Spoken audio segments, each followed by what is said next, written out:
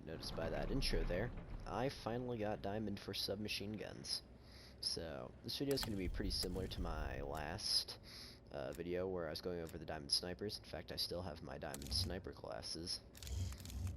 I was still here from that last video. But this time I'm going to go over the submachine guns. Alright, so basically, to be honest, these submachine guns all have pretty much the exact same attachment layouts, but I generally use the last suppressor for all of these, just because it gives you the vertical recoil control on top of the muzzle flash concealment to keep you off the radar. I always like the task force barrels, just because give you the extra damage and stuff.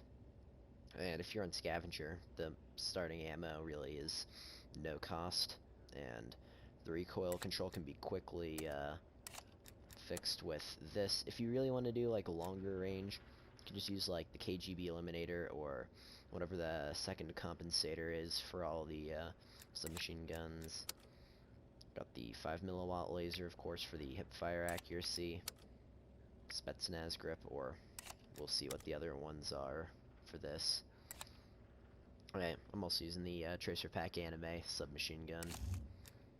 And then for this, I'm using this Dismemberment MP5. But yeah, the agency suppressor can always replace it with the SOCOM eliminator. Keep the task force barrel, 5 milliwatt laser, field agent grip, and then the 40 round fast mag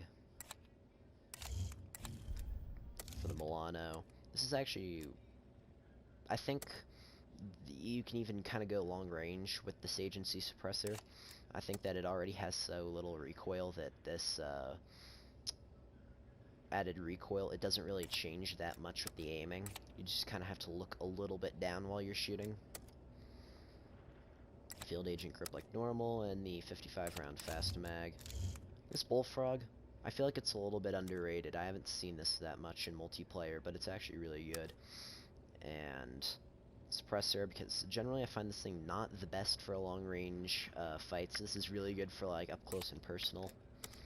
Task force barrel. It already has pretty good hip fire accuracy, kind of like the Milano. Just this really helps it out a little bit more. Spetsnaz grip and the 85 round fast mag. You can just spray it at people. And the MAC-10, I actually did not do the KSP-45. I'm not really into 3-round burst submachine guns, so I went with the MAC-10. Well, for pretty obvious reasons, it's so good in this game. This is like for super duper close quarters. You don't really have to use task force. I find it reinforced heavy will also be pretty good for this. 53 round fast mag, field agent grip, of course 5 milliwatt laser. You can switch between SOCOM eliminator if you're having trouble handling the recoil, or agency suppressor. So that's generally like the loadout size for these, and then I'll go into a match and do the inspections for all of these, and I'll also give some like tips and tricks for these submachine guns, because they're surprisingly hard. They're the hardest class I've gotten diamond so far. Alright. Team deathmatch. So I just loaded into Express Switch. I'm not gonna lie, this Assume is such all a good contacts are hostile. remake. Like, this is one of my favorite maps from Black Ops 2. I loved playing this map. I really like how they remastered this. It's so good. And I hope that Treyarch keeps adding like really good remasters like this in the future. So to start, we'll do the AK-74U inspection. To be honest, I didn't really struggle much with this gun. It was probably the easiest submachine gun I had to get diamond. I'm pretty sure it was a one-hit kill for the unhardcore for the long shots. I do like the iron sights with the suppressor. You can see it just goes up and to the right a little bit, which it's pretty manageable recoil. It's not like you're going to be fighting ultra long range with this. And I found that point blanks were not like necessarily hard for this. For the MP5, here's the inspection. This was actually a little bit hard with the long shots. Ooh, wait. Huh, for these MP5, looks like it has the light gold for the bullets inside the magazine if you look. That's cool. The recoil pattern for this, it's just pretty much straight up, so if you're gonna be like long range, you could just probably start shooting at like their chest, and it'll probably shoot up enough that you can get a headshot on them. This thing was actually tons of fun to use. It wasn't really hard. I found the hardest part for this was lemon shots, of course. I think it was like a 2-hit kill, which generally, if you're like doing the Nuketown strategy where you're camping in the doorway of the houses, then you're like going up against like people with LMGs and stuff, that'll probably be like a little bit difficult, but there's nothing like tremendously hard when doing this. Alright. Arming Semtex! Oh, come on. I probably should not have put flak jacket on this.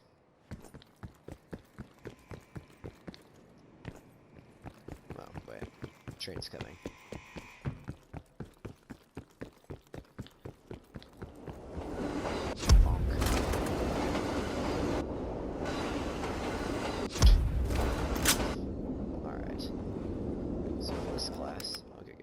Frag grenade on this one, so I won't have to try and find a way to die. So this one, the Moana, this was, I actually just got gold on this, maybe like 15 or so minutes before I started this recording. This, I would say, was actually the hardest. I kind of struggled getting headshots with this one. Maybe it was because I was focusing on the point blanks. This thing is basically like an Uzi from past Call of Duty games. It's not necessarily, ooh. Poor soul. Ow. This is the inspection. Actually, is probably one of the better looking submachine guns. Well, guns in general with diamond. I like how clean it looks with this. Generally found long shots to actually be pretty easy, because again, this thing's like an Uzi. It can be pretty good at longer ranges. Probably the best recoil in the entire category of guns, so I liked how that wasn't super hard. I generally found that the point blanks were just a little bit tough. I mean, for all of them, they're a little bit tough, just because you have to really get up close and personal with people. I really just played Nuketown until I got these done. Bullfrog. This was actually a ton of fun. So it has very low initial recoil, but then it starts to just really get super high recoil as the more you shoot. Oh, it's just like a decent. It also looks like it has the golden bullet, which is cool. I'm running the blueprint of it that you get with the ICB rifle, the Mastercraft blueprint, just because this one has a little bit more actual diamonds on it than the last one. Generally, this thing was just middle of the road for everything. Nothing was like too easy with this one, but none of it was like too hard. So I'll give myself the max. So this is probably, yeah, I actually really like this diamond for this. Start with the recoil.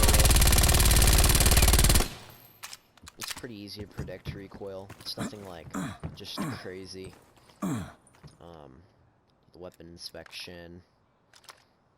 I really like this gun in multiplayer. I feel like they've kind of nerfed it, or people have just figured out the best ways to counter it. I guess the train is coming. But overall, I kind of found long shots were a little bit tough with this one, just because I think it was like a 2-hit kill for the long range, so it didn't require the most bullets to kill people at long range to get those long shot camos in hardcore. But ooh, I do like how shiny the diamond is. I like how in Cold War, diamond is like shiny again. I kind of felt like as the games went on, diamond became less and less shiny. So I'm glad that they've kind of changed to this trend. Really, I found like all the headshots, point blanks, This thing kills really quickly, like in core, which that really benefits this gun, just for getting like all these camos done. This is probably the quickest gold I've gotten in all of Cold War. Like, I got this done really quickly. So yeah, those are generally my tips for getting diamonds, gold, diamond, and gold for all the submachine guns. My next class I'm probably going to do, I'm going to try and do the Thumper slash China Lake, whatever it's called, and launchers and LMGs. The LMGs, I'm trying to recover my KD from snipers and some of the worst submachine guns. It's not like dipped below 1, but I'm like a 1.07 KD at this point, which normally I don't care about my stats. I'm going for these challenges. That kind of already throws your KD out the window. But LMGs, they're kind of toxic in this game. Running a stoner thermal in the back of the map. Yeah, those people. So I'll probably get those diamond next, and then I'll do the launchers in the China Lake slash Thumper. It's funny how many people died in this train match, like Express 24/7. Like, it's a little bit surprising how few people have played these like original versions of these maps. They just get run over every time. It's hilarious. Oh yeah, and League Play came out in Cold War. I'll probably make a video of it tomorrow. I probably won't have enough time today to make one. I might be able to do it today, but probably try and expect one tomorrow. I'm also planning on doing a Minecraft hardcore series. Kind of because everyone's making a Minecraft hardcore series now on YouTube. And it's been a long time since I've beaten Minecraft by myself. And I'm not that good at hardcore, so I just want to see like how long I can survive the mode. So yeah, if you liked the video, consider leaving a like. And if you haven't subscribed, you should subscribe.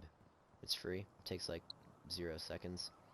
And it's generally a vibe to subscribe. And anyways, I'll see you guys later. Peace.